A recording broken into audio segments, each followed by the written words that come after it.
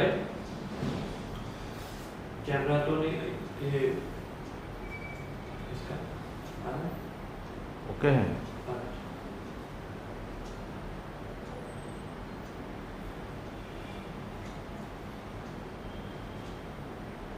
Good morning.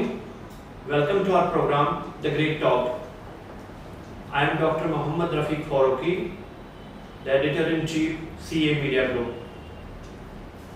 Today we are going to have conversation with Father Rajiv S.J., the Honorable Executive Director, Navsarjan Xavier Cell for Human Development, Surat.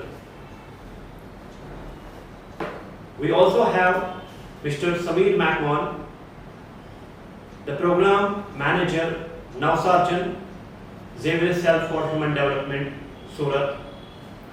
And to my right is Mrs. Rukhsana Mohammad Rafiq Faruqi, Event Coordinator, CA Media Group. Let us begin our program, The Great Talk.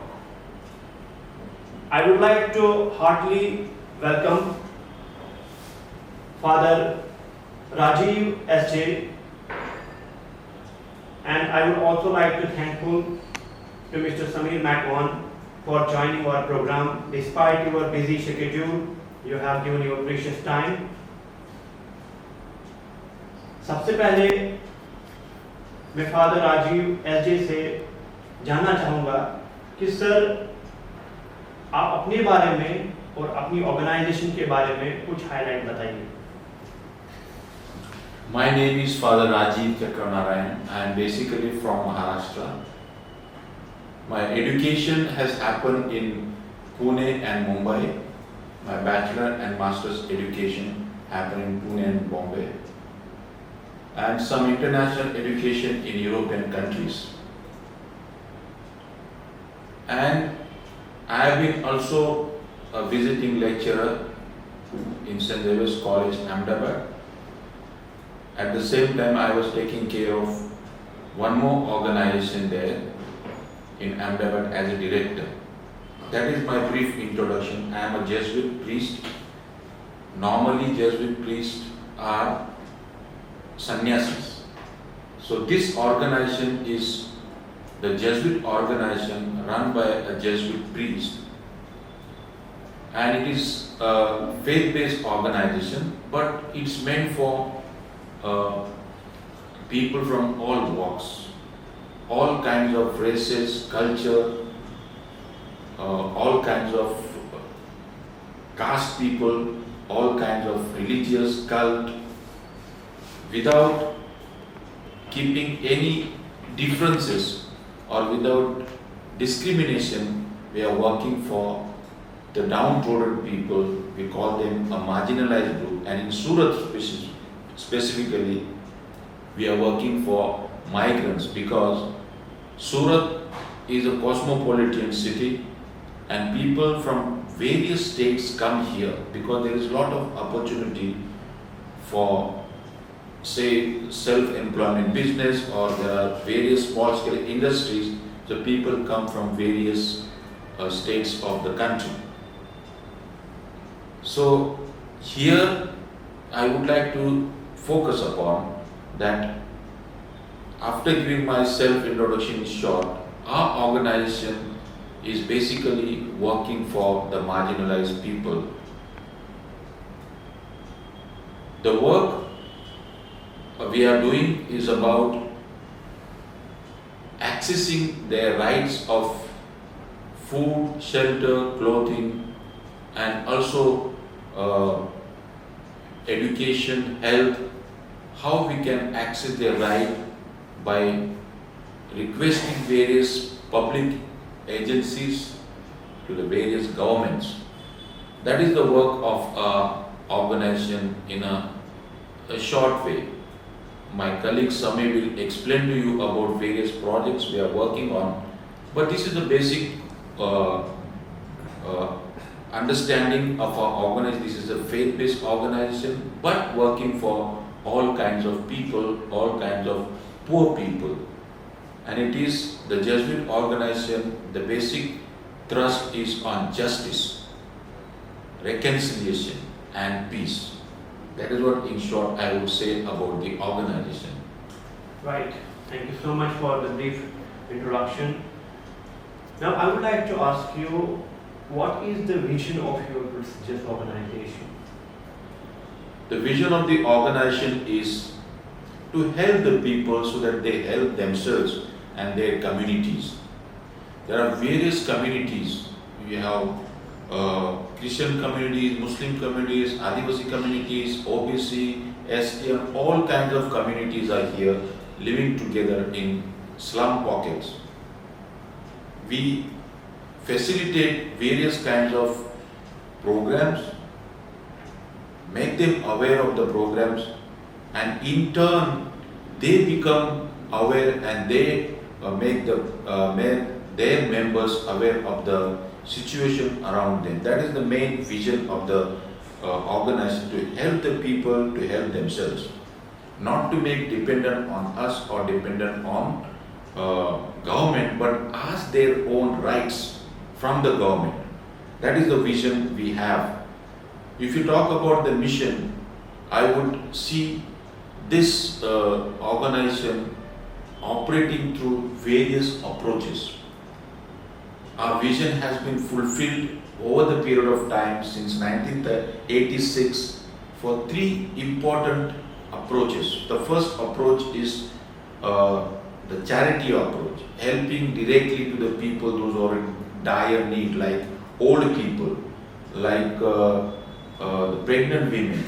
We don't have to tell them that you go and ask their rights. Rights come much later, but immediately helping them. Suppose there is a flood, so immediately helping them, the poor people, in giving them relief. That comes under charity approach.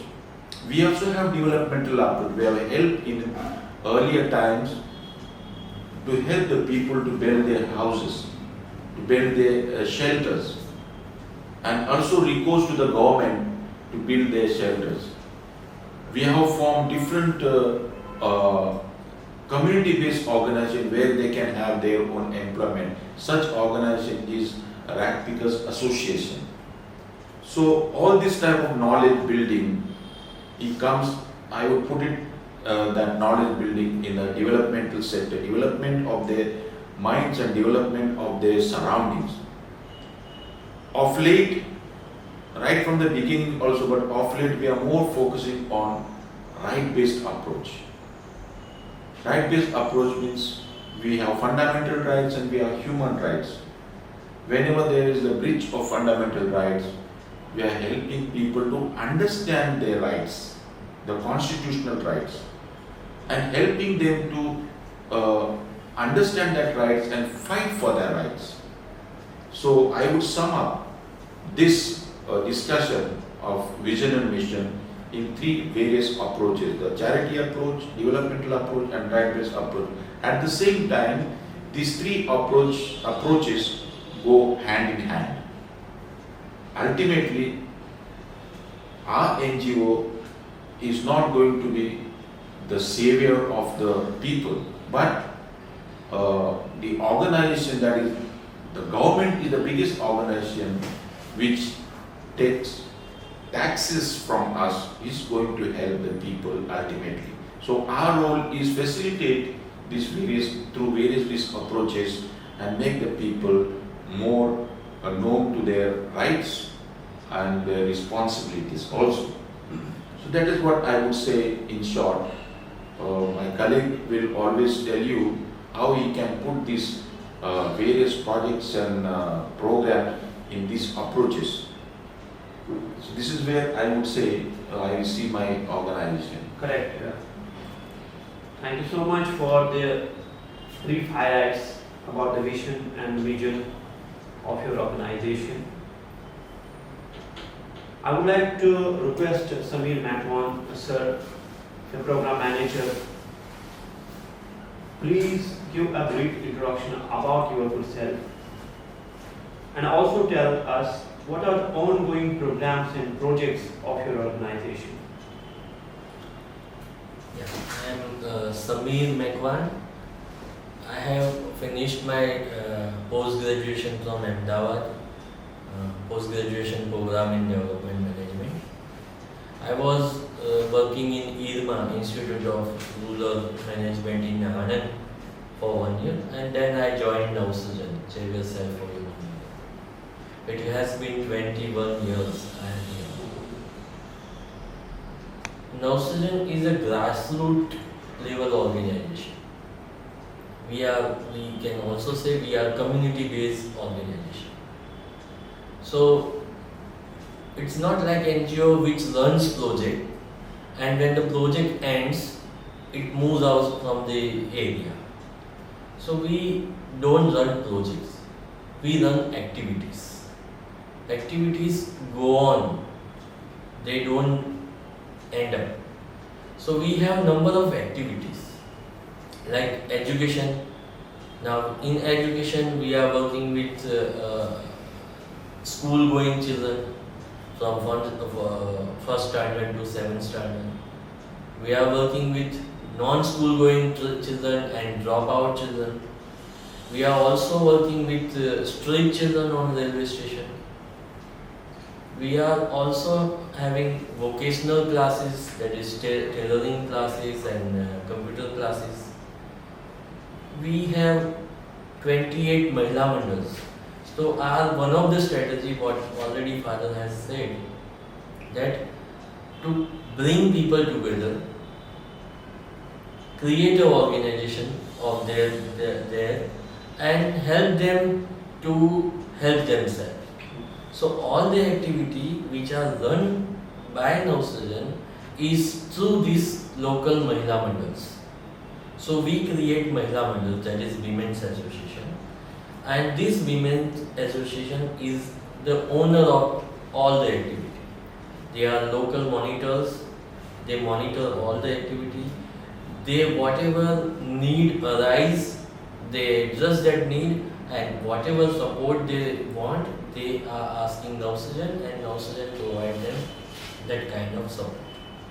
So as I said that in education we take care of school going children, that is first standard to 7th standard. Those who are not going to school, either they have not attended or drop out, we are also covering them.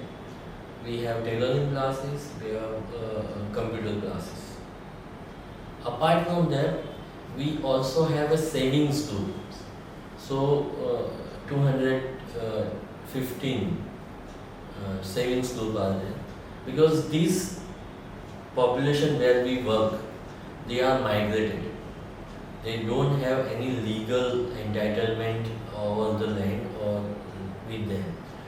No one is providing them any kind of credit.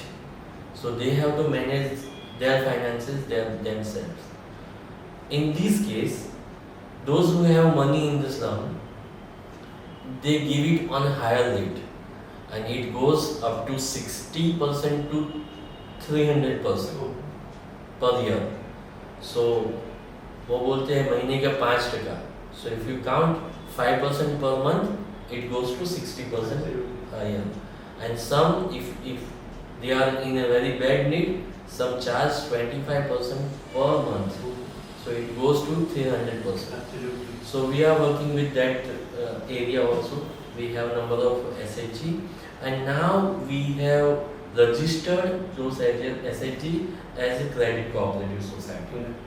So we have a credit cooperative society also. In one of the slum, so many women were involved in rake picking. So in 1997, we had created a group of, we called it them Rake Picker Association. So from there onwards, they have their shop, that is cooperative based shop, and now it is a big shop, and they have 120 plus members are there. They collect the garbage, the rake from this city, different part of the city, and they sell it to their own shop. And this shop, whatever profit generated at the end of the year, is given back to those members as a percentage. Like if someone has sold out 50,000 rupees rack throughout the year, and it is decided that we give them 20% as a bonus. So we count 20% on 50,000. If someone has sold 1 lakh rupees goods, we count 20% on 1 lakh. So this has made tremendous changes in their life. They get good amount of money. Whatever the rate they bring every day, that money is given immediately, and the profit is distributed at the end of the year. So that is Red Picker Association we are working. We also have a government program called Childline 1098. So we are allotted to Surat railway station. We have a small help desk there, and whoever children child need help, they can call 1098, and their phone comes to us, and then our team is there that is working 24/7.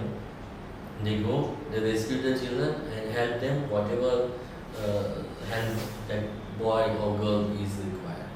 So we have a number of activity with us, and a good team that is carrying out those activities. Wonderful. So the activities you talked about and the brief introduction about those activities.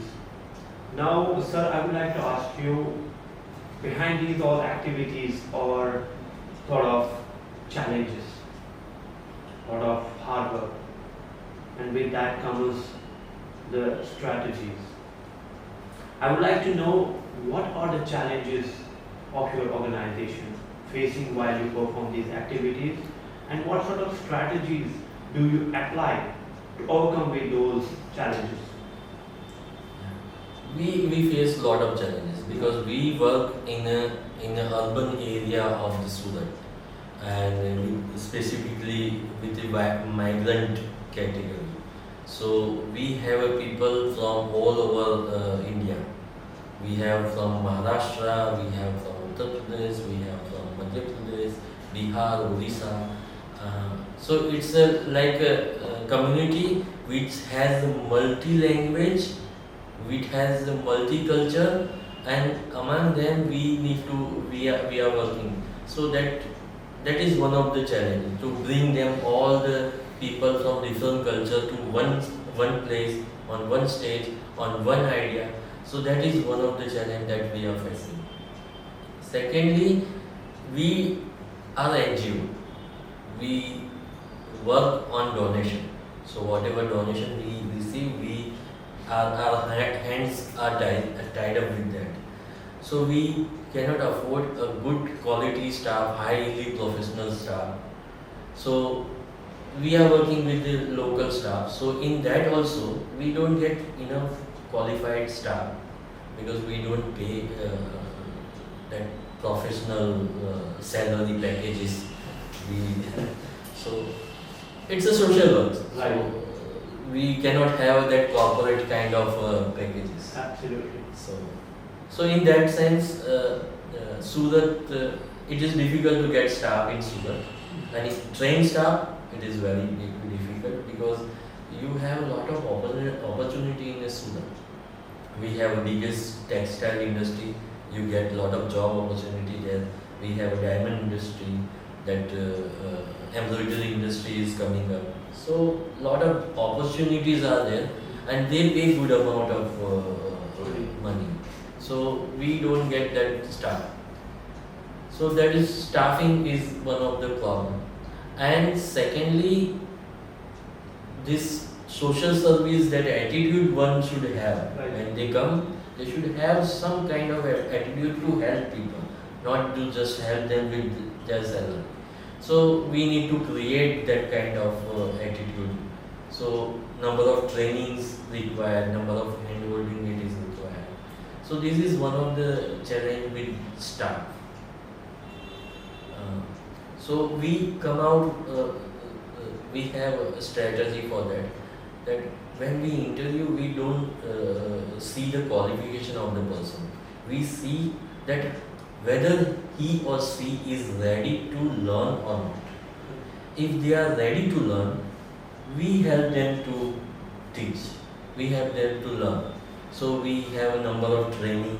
Our meeting is always like a training.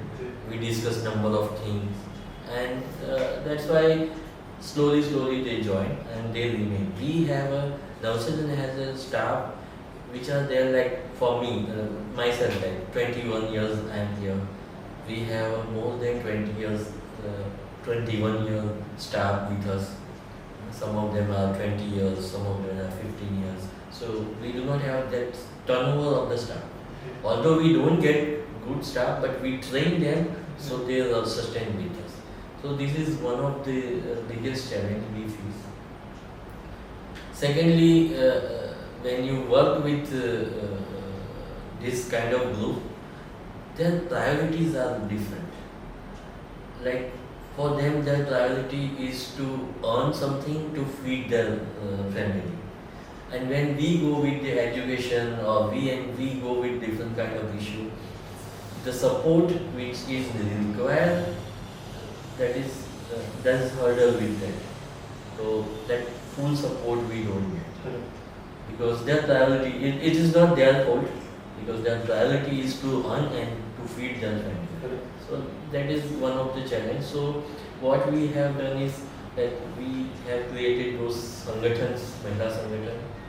So we train them, and then they carry on this idea or the training or the education messages to in the slum at large. So Nausedan has overall maybe around 35 staff, but we have more than 500 volunteers. So those volunteers, they are not paid. They are the members of Mahila Mandal. Each Mahila Mandal has 11 or 18 or 17 as a core committee, and they are free of charge here. They don't charge anything, we don't give them. So those are volunteers, and we are working with those kind of those volunteers. We train them. Correct. Right. Now, sir, I would like to ask you, how was your experience with regard to COVID-19, and what was your organizational contribution for COVID-19? Yes, that is very interesting because, as I remember correctly, 25th of March, our Prime Minister declared that we will be going for lockdown, and we were at home for just 4 days. 29 onwards, we got pass from collector, curfew pass from collector office, and from 29 March onwards, our whole team of 35%, we were working together to help the marginalized people. So we have not sat at home during the lockdown. Just 4 days we were at home, and that also we were on phone. So we had helped 1,000 Jharkhand people to reach their home. We have distributed more than 5,000 plus ration kit to different group. 1.5 months we have given ready-made food to more than 150 houses. We have special packages. We have given special kit to children, even women. And this lockdown, since there was no income, so the women are neglected. So we have provided some of the young girls this sanitary napkins so they can use. We have done number of surveys, like how many people have died during this COVID period, and whether they have some kind of insurance, whether they were covered under Pradhan Mantri Suraksha Bima Yojana or not. And we have helped those who are covered under different kind of scheme. We have helped them to access their entitlement. We have handled all the leaders. We were on phone. We were guiding people to where they need any kind of help. The first lockdown was like most of the people at home, they were at home. Like in second wave, when second wave came, the situation was very bad. There was no bed, no oxygen, so we had to mobilize our whatever resources we had, and we have helped people. So Nausigen has come out with a report also that what it has done during this first and second wave of COVID. So we have helped number of people, and the grace of God, we were there in the field during the high time of this COVID, and none of us got COVID. Oh, So that is the grace of God. That none of us, 35 of us, we have still now, we do not have any symptoms, or we are not affected by COVID. So that is grace of God. that's because you were serving the humanity, so God saved you. Yes. Right. So coming back to Father Raju SJ, I would like to know what is the code of ethics of your organization? I tried to sum up because it's a bit difficult question, but code of ethics which I would like to sum up that we have one community to serve, that is the marginalized community. You put a migrants community, a permanent migrants or the temporary migrants, but our focus is to work for them, not singularly, but work towards their formation, their development in a team.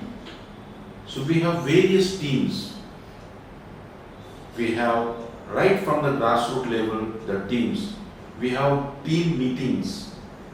No single person takes the decision. The नीचे से जो कुछ reports मिलते हैं, यहाँ पे हमारी जो ऑर्गेनाइजेशन टीम है उनके ऊपर विचार करते हैं। ऑर्गेनाइजेशन टीम में सुपरवाइजर की एक टीम है, चाइल्ड लाइन की एक टीम है, एजुकेशन की एक टीम है, रिसर्च की एक टीम है, जो फिल्म बनाते उनकी एक टीम है। हम सब टीम में काम करते हैं और मेरा रोल हर एक टीम को साथ में लेके चलना है। मेरा ज़्यादा से ज़्यादातर डेलीगेशन समीर भाई से होता है, लेकिन ये टीम में हम इंटरफेयर नहीं करते। I think that is the code of ethics, that delegating people and trusting them. And you trust, I experienced over the period of time, if we trust in people, people trust in us and the work is become very easy. And that is one thing, working for one community, working with the team of the experts. Second code of ethics is dedicating ourselves in a committed manner. So, what does it mean by that? Owning the people, owning the community, owning their poverty, owning their work, and then applying to us and focusing practically 24 hours. Our work is not only 8 hours, it's only for the namesake 8 hours, but all the people practically working for 24 hours. Everything, the thoughts are there. If something happens now of late, a lot of displacement has taken place, the demolition has taken place. Practically 24 hours, the fear as it is looming over the people, it is also looming over us. We have approached various authorities and judiciary. We are waiting for it. So commitment for the sake of the people and commitment from the heart. So good and bad, owning it. That is the second one. The third one is truthfulness, and truthfulness according to the justice given in the Constitution of India. So we are trying to give justice to people in every sense of our work. Am I giving justice to my work today here? The same justice I should be giving to people. Translating the same justice to the people. I think that is what these three important dimensions. Working in unity, taking people along with us with our commitment and also facilitating justice, but at the same time believing justice. We believe the justice and we have a standards of justice in Constitution of India. You will come across the Bharat का जो संविधान है उनका आमुख. We are literally believing it and we are teaching people कि जो बंधारण का जो आमुख है उसके जरिए हम कैसे हमारे गरीब लोगों को एक रास्ता दिखा सकते हैं. So justice, equality, fraternity, peace, वो सब हम बंधारण के जरिए लोगों को देना चाहते हैं. These are the 4 different code of ethics we follow. We may not find them in the books, but what we day in and day out we are doing, these 4 important code of ethics we are following, and therefore we also have come across a lot of support from the people, because we cannot work in the air, or we cannot work in isolation. How we can connect the poor people and the organization? For people, this organization is like a mother. Whenever anything happens, first phone call comes to the organization. They will call him, but it is a call for the entire organization, the entire team. So I would call these 35 people, they are firebrands. Right. One thought, one community, and how together we can fight the demon called poverty. It is also in some places it is called the grace, but it's also they have not chosen this poverty. So how we can fight the menace of this poverty, the menace of food. Many people during the COVID, you were saying, they have been working, our staff has been working, hats off to them as a director. March 2020 onwards, single-handedly, no other organizations were active, but we were being active. We were giving only the sanitation material, the mask and all rest of the things, everything was on the trust in God. Correct. And so far nothing has happened. Correct. So if you follow the code of ethics, keeping Almighty in front of us and His people in front of us, I think this is the experience of since 2 years, nothing is going to touch us. Not even COVID, not even demon is going to touch us. This is our experience. So this is what I would like to express to you about organization success. This is success also, Absolutely. which is depends on the success of the people, the quality of life of the people. Correct. Right then, sir, I would like to know from you, how do you visualize your organization for the next decade? So I have a big dream for the organization, beginning with our children in the slums.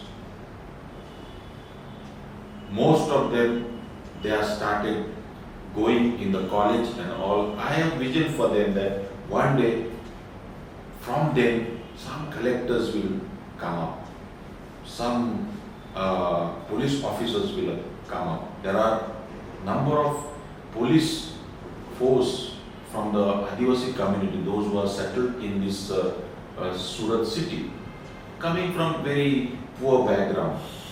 We have a hostel here, Adivasi hostel. Many people are studying for GPSC. But talking about the slums, they are coming from the villages, living here in the slum.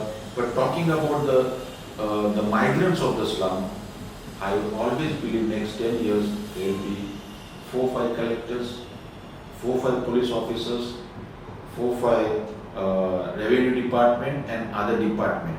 We are working towards it. Soon we are planning to start the education, competitive education system, that is GPSC, UPSC. Why not they also become the part of that, rather than only informal education? So I see them that they will also have their own share of working in a public sector. They will also have share in working in studying in a high-fi institutions. I know Samir also will agree with me. Every year or two, students from our slums, they are taking admission in St. David's College. Very difficult to get the admission on their merit. They are not asking support from here. I only give support that these people are belong to my our slums. So also same with the girls. There are a number of girls from the slums got admission on merit in Lutz. These are two prestigious organizations, educational institutions. They are also aspiring for. So in the next 10 years, I am seeing the education level will be much higher. Their quality of life will be much better, living in a better houses. And their way of thinking also will be like any other elite people. We always evaluate that in slums the people are not very much intellectual. But we have seen they need a space to access or to express their intellectual stuff. So next 10 years I see all what I have said. So next 10 years they will be a successful people aspiring for big public sector posts and positions. Correct. We also wish that whatever your dreams are, may they get fulfilled. Alright, then coming back to Samir sir. Sir, the same question I would like to ask you because you are directly involved with the program activities. So I would like to know, how do you project Code of Ethics? Plus, what are the other programs or activities which you would like to get involved in your organization? The strength of the neurosurgeon and the basic ethic of the neurosurgeon is the collaboration. We don't work individually, we work in a team. So maybe you may say the faces of father and myself in front of the camera, but at the back you have to see that 35 of them and some 500 volunteers are standing there. So we are the just faces of the organization, but there are people who really take trouble and who are really working with the commitment, full commitment. So I would say that the basic thing is collaboration, and that is a part of Jesuit, because father is Jesuit, he is a priest, and they have a very strong value of collaboration in themselves. So he is imparting those values into Nausajan. The previous directors also, they have done the same thing. Secondly, as a Jesuit again, we have a saint named Saint Ignace, and it says that everything comes from God and everything goes to God. Absolutely. So that is the one value we have. So whatever we do, we don't work for the people, we work for the God. So we see God in them. So we are working for the God. So we see the God in them. We are working for the poorest of the poor in the city, because they are thrown out of the city. When the city grows, they are again thrown out outskirts of the city. So we are working with them. So this all kind of ethics we have in our working pattern. Now the next question, as Father has very well put, that this is a dream that people or students from or children from the slum, they get some good higher position in the government sector, and they themselves help themselves and then their community also. I would add into that, already he has said but not clearly, I would say that Nausajan also need to work to create or to have good citizens to work towards the people. They fall in a category of good citizens, because we may see here Hindu and Muslim and Christian, but we don't see Indians. Alright. So we need to work towards that we see Indians or India in everyone. So that is one of the value or one of the thing that I would like to focus, that together with GPSC preparation, we need to work towards this issue also. And in that also, we need to work with the value of the correct value, because at present our culture is diluted and we do not have a proper value which our ancient had.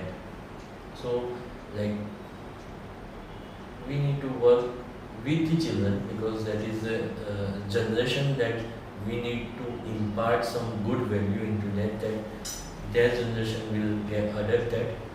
And this value system we need to rework, or we need to rebuild that, and that is the need of our Yeah, so character building you were talking about. yes, correct. Right. I would like to ask both of the panelists, starting from Father Rajiv LJ. Sir, would you put some light on what are your future goals? The same question you can give the answer turn-wise. The future goal, as it is also coming in the what you are going to do in next 10 years. First and foremost, building first an Indian citizen. He has already incorporated it. That who has the values of the Constitution and he believes in those values. That is the most important goal, whether he is in a government sector or he is an ordinary person. Imparting those constitutional values to feel him that he is the part of this land. But at the same time, another goal I would say, also give a sense of global citizenship. What I mean global citizenship, that ultimately all humanity is one.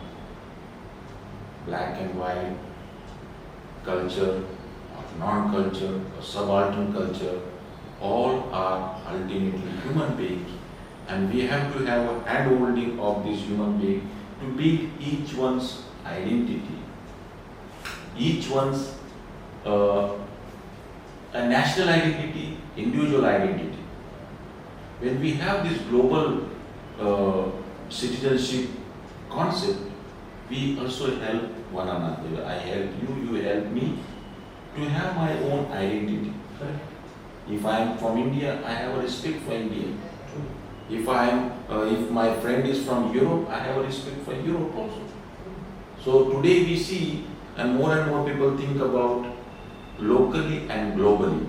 So that is one goal I have, that how we can make our own even grassroots people to think that whoever is there, these are ultimately a part of one humanity. So therefore we are brothers and sisters. So that is the goal I would look for in the organization, that we are all brothers and sisters. We need to help one another to stand, to walk, and to develop our own self. That is what I would say. Correct. The same thing I would like to ask to sir. So already he has said that we need to build Indian citizens, and I would add also, when we are building Indian citizens, then they should know their rights. Absolutely. So once they know their rights, it is easy them to access those rights. So we need to work towards to enlighten them, or to create awareness among them about their rights.